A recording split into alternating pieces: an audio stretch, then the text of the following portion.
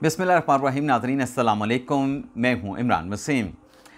नाज़रीन, बिला आखिर 8 जजेस का वो शाहकार तफसीली फ़ैसला जिसका 12 जुलाई 2024 से बड़ी बेचैनी के साथ, बड़ी बेताबी और बड़ी शिद्दत के साथ इंतज़ार किया जा रहा था, 70 सफ़ात का ये तफसीली फ़ैसला आज सुप्रीम कोर्ट के 8 अक्सरियती जज साहबान की जानिब से जारी कर दिया गया है।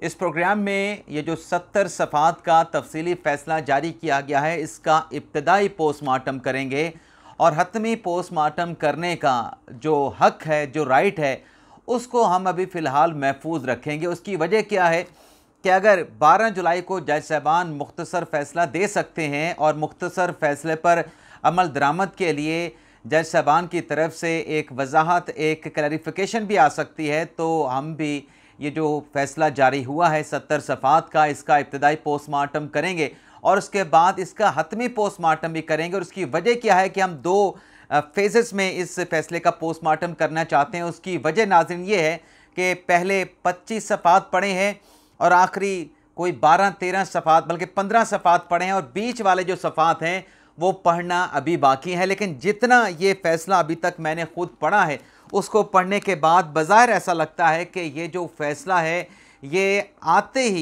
ही पिट गया है। 8 जज साहबान का जो तफसीली फ़ैसला है पिट गया है, क्योंकि मुझे इसमें ये जो मखसूस नशिस्तें जो कि सुन्नी इत्तेहाद कौंसिल मांग रही थी और तहरीक इंसाफ को दे दी गई, और तहरीक इंसाफ जो ये मखसूस नशिस्तें अमरा अदालत में लेने से इनकारी थी, उनको दे दिया। मुझे इस फ़ैसले की कोई समझ नहीं आई। मुझे इस फैसले के होते ना कि एक लॉजिक समझ आना, मुझे इस फैसले की कोई लॉजिक समझ नहीं आई। जो लॉजिक दी गई है वो भी मुझे बेसरोपा रखती है, बेरब्त लगती है। तो सबसे पहले इस फैसले की जो डिटेल्स हैं वो आप नाज़रीन की खिदमत में पेश करेंगे, जो मंदरजात मैंने निकाले हैं, जो सफ़ात मैंने पढ़े हैं। और उसके बाद दूसरी जो अहम खबर है आज के दिन की कि नया DGI आ गया है। जनरल आसिम मलिक को नया DGI लगा दिया गया है। तो नए DGI आसिम मलिक कौन हैं और उनकी तैनाती तहरीक इंसाफ के लिए क्या खुशखबरी है या बुरी खबर है, तो इस हवाले से भी आप नाज़रीन के साथ जो डिटेल्स हैं वो हम डिस्कस करेंगे। लेकिन प्रोग्राम का आगाज़ करने से पहले आप नाज़रीन से चैनल सब्सक्रिप्शन की दरख्वास्त करेंगे कि जिन दोस्तों की जानिब से अभी तक हमारे चैनल को सब्सक्राइब नहीं किया गया, उनसे दरख्वास्त होगी कि चैनल को सब्सक्राइब कर लें, बेल आइकॉन का बटन प्रेस करें, और अगर आपको हमारी वीडियो पसंद आती है तो इसे लाइक भी करें और अपने दोस्तों के साथ शेयर भी करें।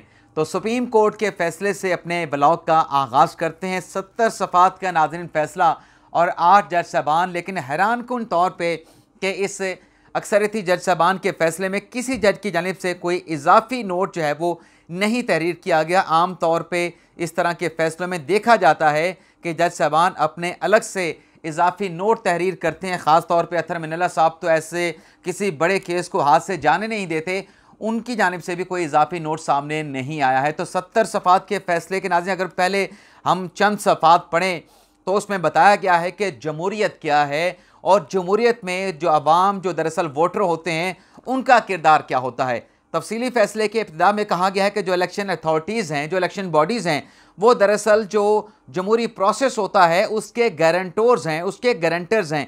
और इसमें कहा गया है कि इलेक्शन अथॉरिटीज़ का जो आइनी रोल है वो तमाम सियासी तंजीमों के साथ, यानी इलेक्शन कमीशन आप समझ लें कि इलेक्शन कमीशन का इलेक्शन के प्रोसेस में जो किरदार होता है वो तमाम सियासी इंटिटीज़, यानी तमाम सियासी जमातों के लिए मुसाबकाना और यकसा मुसाबकाना होना चाहिए। यानी वो एक लफ्ज़ इस्तेमाल हो रहा था 8 फरवरी 2024 के इलेक्शन से पहले, लेवल प्लेइंग फील्ड, यानी तमाम को लेवल प्लेइंग फील्ड मिलनी चाहिए। और आगे कहा गया है कि इलेक्शन कमीशन इंतज़ामी बॉडी नहीं बल्कि इंतखाबी जो एक इलेक्शन के प्रोसेस की जो डिग्निटी होती है उसका गार्डियन भी इलेक्शन कमीशन होता है। और फिर आगे चल के कहा गया है सियासी जमातों के बारे में कि सियासी जमातों का इलेक्शन में क्या प्रोसेस होता है, क्या किरदार होता है। तो ये लिखा गया है तफसीली फ़ैसले में कि सियासी जमातें सियासी जमातें अगर ना हो तो जमहूरियत जो है वो लंबे अरसे तक मुस्तहकम नहीं रह सकती। और फिर आगे चल के कहा गया है कि जब इलेक्शन कमीशन मायने खेज सिग्निफिकेंट गलती करे तो फिर उससे जो इलेक्शन प्रोसेस है, इलेक्शन का जो अमल है, उस पर बड़ा असर पड़ता है। तो फिर अदलिया के जो मदाखलत है, यानी जुडिशल जो इंटरवेंशन है, वो नेसेसरी हो जाती है, लाजमी हो जाती है। आगे चल के कहा गया है, ये नाज़रीन तहमीद बांधी जा रही है फैसले की, जो आगे जज साहबान ने लिखा, दरअसल ये पहले सफ़ात में उस फैसले की तहमीद बांधी गई। आप इसको एकेडमिक आप बहस भी कह सकते हैं, और वो होते ना कोई ब्लंट किस्म के लोग, वो इसको लेक्चर भी कहते हैं। तो आपने जो समझना आप समझ लें। आगे कहा गया है कि जो गलती इलेक्शन कमीशन करे उस गलती की दुरुस्तगी, यानी उसको रेक्टिफाई करना इसलिए ज़रूरी है कि इलेक्टोरल जस्टिस होना चाहिए। इलेक्टोरल जो निज़ाम है उसमें इंसाफ को यकीनी बनाया जाना चाहिए, और इस टास्क में अदलिया की ज़िम्मेदारी आवाम की जो मर्ज़ी है उसको प्रिजर्व करना है, उसको महफूज करना है। अगर इलेक्शन कमीशन अपने किसी फैसले में गलती करता है और उससे इलेक्टोरल उसकी रेक्टिफाई करके इलेक्टोरल जस्टिस करना, यह फिर अदलिया का टास्क है कि जो आवाम की मर्ज़ी है उसको प्रोटेक्ट करे। और आगे चल के कहा गया है कि इलेक्टोरल जो जस्टिस है वो सियासी और इलेक्टोरल हकूक़ के लिए ज़रूरी है। वैसे नाज़रीन अच्छा लेक्चर दिया गया इस मामले पे।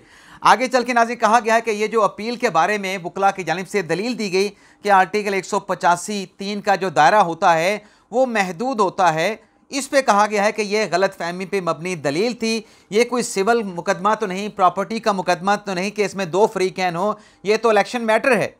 आर्टिकल 185 में इलेक्शन मैटर सुप्रीम कोर्ट के सामने आया है, और ऐसे मुकदमात में सियासी जमातें, सियासी जमातों के उम्मीदवार और जो वोटर्स होते हैं उनके जो बुनियादी हकूक़ हैं वो इन्वॉल्व होते हैं। ऐसे मुकदमात सियासी जमातों के, उम्मीदवारों के और वोटर्स के जो बुनियादी हकूक़ हैं उनके गिर्द जो है वो रिवॉल्व करता है। और आगे चल के कहा गया है कि ये इस नोयत के जो मुकदमात होते हैं वो एडवर्सोरियल नहीं होते, वो इनकोजिटोरियल होते हैं, जिसमें आप तफ्तीश कर सकते हैं, अपनी सेटिस्फेक्शन के मुताबिक अदालत जो है वो फैसला दे सकती है। आगे नाज़रीन कानून की बात आ रही है कि साफ शफाफ इंतखाबात के तकाज़े, साफ शफाफ इंतखाबात का ये तकाज़ा है कि जो अदलिया है वो विजिलेंट जुडिशल मॉनिटरिंग करें इलेक्शन प्रोसेस की। अब मैंने ये जो बात यहाँ पे की जा रही है इस पर मेरा एनालिसिस क्या है अभी मैं आपके सामने रखूँगा। आगे नाज़रीन एक और दो लाइनें मैं आपके सामने रखूँगा कि अदलिया की ज़िम्मेदारी है कि वो लाकानूनियत के रवैयों को एड्रेस करे, इलेक्शन के प्रोसेस में जो लाकानूनियत के रवैये हैं उनको एड्रेस करे, और इलेक्शन प्रोसेस में विजिलेंट रहे, जुडिशल मॉनिटरिंग उसकी करते रहे। अब नाज़रीन ये किस कानून के तहत होना है, इसका तरीक़ाकार क्या हो सकता है? इसका तरीक़ाकार तो वाज़ेह है कि आप अपने नॉमिनेशन पेपर जमा कराते हैं, आपके नॉमिनेशन पेपर रिजेक्ट हो जाते हैं, आप अपील कर देते हैं, आप अपनी लिस्ट जमा करवाते हैं, आपके मखसूस नशिस्तों की उस पर एतराज़ लगता है, आप उसके खिलाफ एपलेट फॉर्म पे जा सकते हैं। लेकिन ये कैसे हो सकता है, ये कैसे हो सकता है कि सीटें तो मांगने गई थी पाकिस्तान सुन्नी इत्तेहाद कौंसिल, लेकिन सीटें जो हैं वो दे दी गई पाकिस्तान तहरीक इंसाफ को, और तहरीक इंसाफ खुद उछल उछल के कमरा अदालत में कह रही थी कि हमें मखसूस नशिस्तें नहीं चाहिए। तो उसकी लॉजिक क्या पेश की है वो भी डिटेल आगे चल के आती हैं, मैं मंदरजात आपके साथ शेयर करूंगा। लेकिन इस फैसले को उर्दू में भी जारी करने का हुक्म दिया गया है। फैसले में कहा गया है कि किसी जमात को इलेक्शन में उम्मीदवार खड़े करने से नहीं रोका जा सकता। बिल्कुल बात ठीक है, नहीं रोका जा सकता। कानूनी हैसियत जो है, अगर किसी सियासी जमात से इलेक्शन सिंबल ले लिया जाता है तो उसकी कानूनी हैसियत ख़त्म नहीं होती। PTI ने सीटें जीती, इलेक्शन कमीशन जो है उसमें 39 जो अरकान हैं वो पाकिस्तान तहरीक इंसाफ के इलेक्शन कमीशन ने उनको डॉक्यूमेंट्स में ज़ाहिर किया है। 41 अरकान से मुतल्लिक़ हुक्म दिया है कि उनकी जो दुरुस्तगी का सर्टिफिकेट है वो बिल्कुल दुरुस्त है। ये सुप्रीम कोर्ट ने अपने फैसले में डिक्लेयर किया है। और आगे चल के कहा गया है कि PTI का दावा है कि आज़ाद उम्मीदवार जो है वो उनके थे, यानी जो लोग आज़ाद इलेक्शन लड़ रहे थे वो सारे के सारे उनके थे। हालांकि नाज़रीन इशू ये है कि जो आगे इलेक्शन लड़ने के लिए आया वहाँ पर तो ढेर सारे PTI के आज़ाद कैंडिडेट थे, ढेर सारे कैंडिडेट ने इलेक्शन लड़ा, 4 लोगों ने नॉमिनेशन पेपर जमा करवा रखे थे, सारे इलेक्शन प्रोसेस में गए, उसमें एक जीत गया। तो पार्टी टिकट तो किसी के पास नहीं था, पार्टी टिकट तो किसी के पास नहीं था।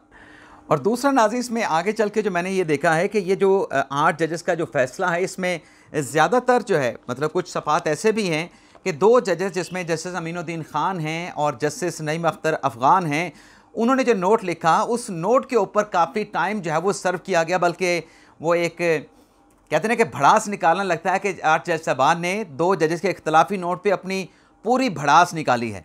अब क्या कहा गया है, इसमें कहा गया है कि जो इख्तलाफी नोट था जज साहबान का वो उसमें वो मुनासिब नहीं था। और साथी जजेस जो हैं अपने साथी जजेस के साथ जो राय है उसके साथ इख्तलाफ कर सकते हैं, लेकिन उसकी वजूहात भी दी जानी चाहिए। दोनों जजेस का जो अमल है, ये जो इख्तलाफी नोट का जो अमल है, वो जज के मनसब के मुनाफी था। अब इस पर बहुत सारे दोस्त कमेंट्स करते हैं कि ये जज साहबान ने क्यों लिखा, अपने अमीनुद्दीन खान साहब ने, अमीनुद्दीन खान के साथ जनाब जस्टिस नईम अख्तर अफ़गान साहब ने, कि ये गैर कानूनी फ़ैसले के ऊपर अमल दरामद ना किया जाए। मैंने उन दोस्तों को ये बताया और आप दोस्तों नाजरीन को भी बता रहा हूँ कि ऐसे जो फ़ैसले होते हैं उसमें एक अमूमी लाइन होती है, क्या ये बात ना भी लिखी जाए, जज साहबान की बात को, दोनों जज साहबान के इख्तलाफी नोट को आप एक लम्हे के लिए साइड पे भी रख दें, क्या ये कहा जा सकता है कि अगर कोई फ़ैसला गैर आइनी गैर कानूनी है, छोड़ दें एक लम्हे के लिए मखसूस नशिस्तों को क्या फ़ैसला है, क्या ये कहा जा सकता है कि गैर कानूनी और गैर आइनी जो फ़ैसला है, जो मुतलका हुकाम हैं, मुतलका जो फंक्शनरीज़ हैं, वो उस फैसले पर अमल दरामद करेंगे? कभी नहीं कहा जाता। सुप्रीम कोर्ट के लार्जर बेंच के फैसले में भी कहा गया था, गालिबन जो 3 नवंबर का जो इक़दाम था उसमें भी ये कहा गया था कि गैर आइनी गैर कानूनी जो फैसला है उस पर उसको मानने के सरकारी हुकाम, सरकारी अफसरान जो है वो पाबंद नहीं होते।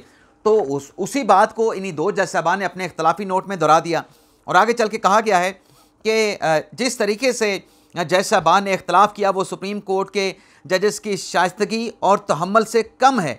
दोनों जजेस का जो अमल है, यानी जो फ़ैसला है, उसका अदालती जो कार्रवाई है और जो फरामी इंसाफ है उसमें रुकावट डालने की जो है वो मुतरादिफ था। कैसे रुकावट डालने के मुतरादिफ हो सकता है? आपने 12 जुलाई को फैसला किया और 12 जुलाई के फैसले के ख़िलाफ़ आज आप तकरीबन जो है आप देख लें कि 2 माह के बाद 12 जुलाई, अगस्त और सितंबर, तो 12 सितंबर तक 2 माह पूरे हो जाते हैं। आज हम 23 सितंबर को बैठे हैं, तो 72 दिनों के बाद फैसला जारी हुआ। तो उस प्रोसेस में जो इलेक्शन कमीशन ने कहा कि हमें क्लैरिटी नहीं मिल रही, आप इसकी क्लैरिटी कर दें, तो फिर रुकावट किसने डाली, कहाँ से रुकावट आई? और आगे नाज़रीन चल के एक और नुक्ता भी मैंने आपके सामने रखना है कि रूल्स की बात की गई है कि जो रूल 94 है उसको कलअदम करार दे दिया है कि रूल्स जो है वो कानून और आइन के ऊपर बालादस्त नहीं हो सकता। लेकिन इसमें मेरे पास एक नुक्ता है आप नाज़रीन को बताने के लिए, बड़ा दिलचस्प है। जज साहबान कहते हैं कि जजेस ने राय देते हुए हदूद से तजावुज़ किया। ठीक है जनाब, 2 जजेस ने 80 अरकान को वार्निंग दी। 2 जजेस ने 80 अरकान को कोई वार्निंग दी। 2 जजेस ने ये लिखा है कि कानून के मुताबिक अगर वो कोई शख्स अपना एफिडेविट दे देता है, एक सियासी जमात में चला जाता है, उसको वो एक सियासी जमात से निकल के दूसरी सियासी जमात में नहीं जा सकता। वो अपनी सियासी जमात तब्दील करेगा तो उसके कॉन्सिक्वेंस होंगे। तो कानूनी उन्होंने बात की है, लेकिन जाहिर सी बात है कि ये बात वार्निंग की इस तफसीली फैसले में इसलिए की गई क्योंकि वो दे चुके थे अपना एफिडेविट सुन्नी इत्तेहाद कौंसिल में जाने का, लेकिन इस फैसले के जरिए उनको रास्ता फराहम किया गया कि निकलो इधर से और चलो पाकिस्तान तहरीक इंसाफ में। ये कानून की मंशा तो नहीं है, ये तो अब आर्टिकल 187 की मंशा लिखी गई है इस फैसले में कि ये कानून की नहीं, आर्टिकल 187 की मंशा है। तो जज साहबान ने तो फिर ठीक लिखा कि ये रिलीफ जो है मुतलका आर्टिकल्स को सस्पेंड करके आप नहीं दे सकते, जो इख्तलाफी नोट में जज साहबान ने कहा। आगे क्या लिखा गया है कि ऐसी राय मुल्क के आला तरीन अदलिया की सालमियत को नुकसान पहुँचाती है। इख्तलाफी नोट जिस तरीके से लिखा गया वो जेब नहीं देता था। इलेक्शन कमीशन जमहूरियत का जामिन है, चौथा सतून है और इलेक्शन कमीशन इन तमाम अरकान को नोटिफाई करे। PTI के फ्रीक बनने की दरख्वास्त रिकॉर्ड पे मौजूद थी। ये नाज़रीन हम 8 जजेस के फैसले पे बात कर रहे हैं, उस पर क्रिटिसाइज़ कर रहे हैं, किसी जज का नाम लेके पे उसको उसकी ज़ात पे उसकी शख्सियत की तज़ीक नहीं कर रहे हैं। हम 8 जजेस के फैसले बात कर रहे हैं और फैसले पे क्रिटिसिज्म हो सकता है, सवेर भी हो सकता है। आगे चल के बात हो रही है जी कि इलेक्शन रूल्स को हम कलअदम करार दे रहे हैं। इलेक्शन रूल्स 94 जो है वो आइन और कानून से मुतसादम है और इसमें वजाहत की गई कि ये जो इलेक्शन सेक्शन आर्टिकल 51 और जो शिक 106 है ये उससे मुतसादम है। अब नाज़रीन बात यह है कि ये कहा गया है कि ये रूल जो है वो तरीक़ाकार के लिए 94 और ये उसमें तरीक़ाकार कोई ऐसा नहीं बनाया जा सकता सेक्शन 94 में जो आइन के आर्टिकल 51 या सेक्शन इलेक्शन एक्ट के सेक्शन 106 में ना दिया गया हो। तो जब ये नज़रसानी की दरख्वास्त आई थी तब भी कानून का तकाजा ही था ना कि मखसूस नशिस्तों के खिलाफ उस नज़रसानी की दरख्वास्तों को 14 दिन के अंदर समाअत के लिए लगा दें। लेकिन तब रूल्स के तहत जज साहबान छुट्टियों पर चले गए थे। उस नज़रसानी की दरख्वास्त को कानून के तहत, कानून की मंशा के तहत, कानून के तकाजे के तहत नहीं सुना गया था। आगे कहा गया है कि मखसूस नशिस्तें, मतलब पहले आपने बल्ले का निशान ले लिया और फिर मखसूस नशिस्तें ना दी, ये इजाफी सज़ा है। वही तहरीक इंसाफ में लोग जो जीते थे वो तहरीक इंसाफ में शामिल हो जाते। उनको किसने कहा था कि आप सुन्नी इत्तेहाद कौंसिल में चले जाएं? वो तो सुन्नी इत्तेहाद कौंसिल में चले गए और फिर आगे चल के कि वाज़े कानून के बगैर सज़ा जो है वो नहीं हो सकती। और आगे चल के नाज़रीन, मैं हाँ जी, ये ख़त्म होने वाला नहीं, कुछ और भी लंबा से नाज़रीन, 2 पेजेस हैं, मैं जल्दी जल्दी ख़त्म करने की कोशिश करता हूँ। इसमें कहा गया है कि हम मजबूर हैं कि जो इंट्रा पार्टी इलेक्शन जो तहरीक इंसाफ का है उसका जो है वो हम कुछ थोड़ा बहुत जायज़ा लें, लेकिन ये मामला सुप्रीम कोर्ट के सामने सब जुडिस है, तो इसके ऊपर हम ज़्यादा कोई तफसीली जो ऑब्जर्वेशन है वो इसलिए नहीं दे सकते कि नज़र षानी पेंडिंग है, तो लिहाजा हम अब्सटेन कर रहे हैं। लेकिन ये बात बिल्कुल वाज़ेह है कि जब आपने इंतखाबी निशान ले लिया लेकिन उसके बाद जो सियासी जमात के बुनियादी हकूक़ हैं वो ख़त्म नहीं होते हैं। आगे चल के कहा गया है कि रूल्स जो है वो इलेक्शन कमीशन ने बनाए हैं और एक सियासी जमात का हक है कि वो इलेक्शन लड़े, या आर्टिकल 17 का यहाँ पे हवाला दिया गया है। और आगे चल के कहा गया है कि यह आर्टिकल 187 के तहत हमने कंप्लीट जस्टिस किया है, और जो पेशावर हाई कोर्ट है वो आर्टिकल 199 के तहत ये रिलीफ जो है वो सुन्नी इत्तेहाद कौंसिल को नहीं दे सकता था। अलबत्ता ये ज़रूर इस फैसले में कहा गया है कि पेशावर हाई कोर्ट ने गलती की, वो ये मामला इलेक्शन कमीशन को रिमांड कर सकता था और 199 में वो मुकम्मल फैसला नहीं कर सकता था। लेकिन आगे चल के जज साहबान ये कहते हैं कि हम तो आर्टिकल 187 का हमारे पास अख्तियार है, सुप्रीम कोर्ट तो आर्टिकल 187 में हैंडीकैप नहीं है, हमारे पास तो लामहदूद अख्तियारात हैं। तो इसमें नाज़रीन आगे चल के अब इलेक्शन कमीशन के बारे में फैसले में ये कहा गया है कि इलेक्शन कमीशन का कोई हक दावा नहीं कि उसका फैसला अगर किसी जगह पे चैलेंज होता है और वो फैसला रिवर्स होता है, उस फैसले के खिलाफ इलेक्शन कमीशन जो है किसी हायर फोरम पे अपीलें करता फिरे। यानी इस फैसले में आज जज साहबान ने कहा कि इलेक्शन कमीशन का कोई राइट ऑफ अपील नहीं है। और आगे चल के कहा गया है कि हम ये समझने से कासिर हैं कि एक सियासी जमात जिसकी कौमी और 2 सूबों में हुकूमतें थीं, उनके उम्मीदवार क्यों जो है वो पाकिस्तान तहरीक इंसाफ छोड़ के तहरीक इंसाफ नज़रियाती में जा रहे थे। इसकी वजह तफसीली फैसले में लिखी गई है कि ये सरकमस्टांसेस हो सकते हैं और जो पब्लिक फंक्शनरीज हैं उनके इक़दामात हो सकते हैं। इसी वजह से ये निकल के जो है वो नज़रियाती में जा रहे थे, अपनी मर्ज़ी के साथ नहीं जा रहे थे, बल्कि पब्लिक फंक्शनरीज के इक़दामात और हालात की वजह से ये पाकिस्तान तहरीक इंसाफ नज़रियाती में जा रहे थे। तो 39 तो इसमें फैसले में कहा गया कि हमने डिक्लेयर कर दिया कि पाकिस्तान तहरीक इंसाफ के हैं। 41 जो अरकान हैं उनके हवाले से कहा गया कि 41 जो हमने आज़ाद डिक्लेयर किए हैं, उन्होंने तो अपने नॉमिनेशन पेपर में आज़ाद लिखा और उनमें से कोई रुकन हमारे सामने आया भी नहीं। और इतनी बड़ी तादाद में ये हमें कोई जवाब नहीं मिला कि इतनी बड़ी तादाद में जब एक पार्लिमानी जमहूरियत है, लोगों ने आज़ाद हैसियत में इलेक्शन क्यों लड़ा है। सुन्नी इत्तेहाद कौंसिल ने के जो अरकान थे उनका जो मौक़िफ़ सामने आया है वो सुन्नी इत्तेहाद कौंसिल के वकील के ज़रिए सामने आया, और वकील का जो मौक़िफ़ है वो सुन्नी इत्तेहाद कौंसिल का मौक़िफ़ है। और सुन्नी इत्तेहाद कौंसिल यहाँ पे नाज़रीन सुनते जाएँ कि सुन्नी इत्तेहाद कौंसिल का जो मौक़िफ़ है वही पाकिस्तान तहरीक इंसाफ का मौक़िफ़ है। सुन्नी इत्तेहाद कौंसिल और तहरीक इंसाफ ने दावा किया कि वो PTI के थे, उन्हें वोट PTI का मिला, उनकी इनफरादी कोई हैसियत नहीं थी, उनको जो वोट पड़े हैं वो PTI के पड़े हैं। और आगे चल के कहा गया है कि उम्मीदवार और पार्टी का जो मामला होता है, ये अगर एक सर्टिफिकेट दे देता है कि वो किस सियासी जमात में है और आगे से सियासी जमात उसको कन्फर्म कर देती है, तो कोई तीसरा इसमें टांग नहीं अड़ा सकता।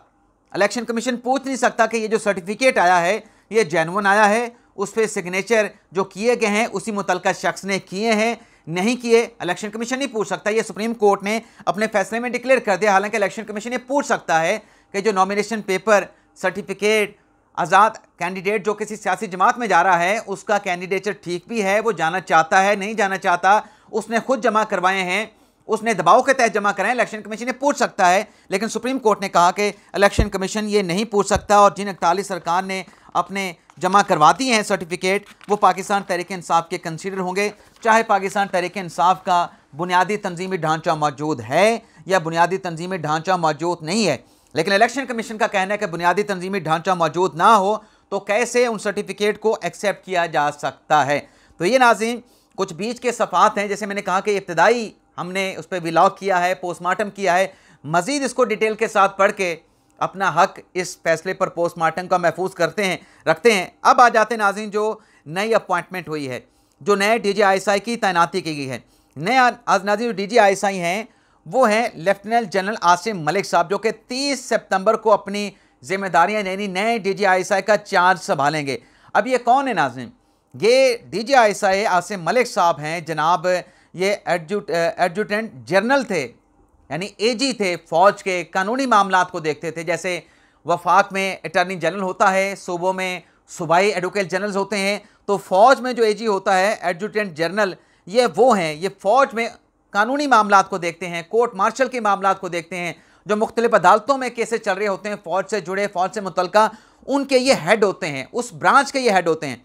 आगे लेफ्टिनेंट जनरल आसिम मलिक इससे पहले बलूचिस्तान में इन्फेंट्री डिवीजन और वज़ीरिस्तान में इन्फेंट्री ब्रिगेड कमांड कर चुके हैं। यानी बलूचिस्तान बड़े अहम इलाके हैं, वहाँ पर ये ब्रिगेड कमांड कर चुके हैं। और उसके साथ साथ लेफ्टिनेंट जनरल आसिम मलिक जो हैं अपने कोर्स में एजाज़ी शमशीर भी हासिल कर चुके हैं। इसके अलावा वो चीफ इंस्ट्रक्टर NDU भी रह चुके हैं और instructor command and staff college Quetta में भी रह चुके हैं। लेफ्टिनेंट जनरल आसिम फोर्ट 11 फोर्थ और royal college of defence studies के ग्रेजुएट भी हैं। तो ये इनका मतलब आप ये कह लें कि इनके कवाइफ हैं, इनका रिकॉर्ड है कि कहाँ कहाँ पे ये जिम्मेदारियां सर अंजाम देते रहे हैं। लेकिन सवाल ये है कि जो पाकिस्तान तहरीक इंसाफ है, इमरान खान है, उनके लिए तैनाती खुशखबरी है या बुरी खबर है। तो इस पर सिर्फ इतना ही कमेंट्स किया जा सकता है कि जो DG ISI जो जाने वाले हैं उनके खिलाफ जो भी बातें इस्तेमाल की गई, जो इल्ज़ामात लगाए गए, उसको अगर हम देखें कि किस तरीके से DG ISI निधि में अंजम को टारगेट किया गया, अगर वो चेंज होके नए DG ISI आए हैं तो बज़ाहिर तो ये अभी फ़िलहाल तहरीक इंसाफ के लिए अच्छी खबर लग रही है। लेकिन ये अच्छी खबर है या बुरी खबर है, ये चंद दिनों में जाके पता चलेगा। मैं ये नहीं कह रहा कि DG ISI आने के बाद तहरीक इंसाफ के ख़िलाफ़ कोई हथकंडे इस्तेमाल करना शुरू कर देंगे, उनके खिलाफ फैसले लेना शुरू कर देंगे। ये तहरीक इंसाफ का अपना खासा है, अपना खासा है कि अगर कोई ऑफिस सियासत में इन्वॉल्व नहीं हो रहा, उस ऑफिस के सियासत में इन्वॉल्व ना होने से तहरीक इंसाफ को नुकसान पहुंच रहा है, तो वो उस ऑफिस होल्डर को टारगेट करना शुरू कर देते हैं, मलाइन करना शुरू कर देते हैं। इजाज़त चाहते हैं नाज़रीन।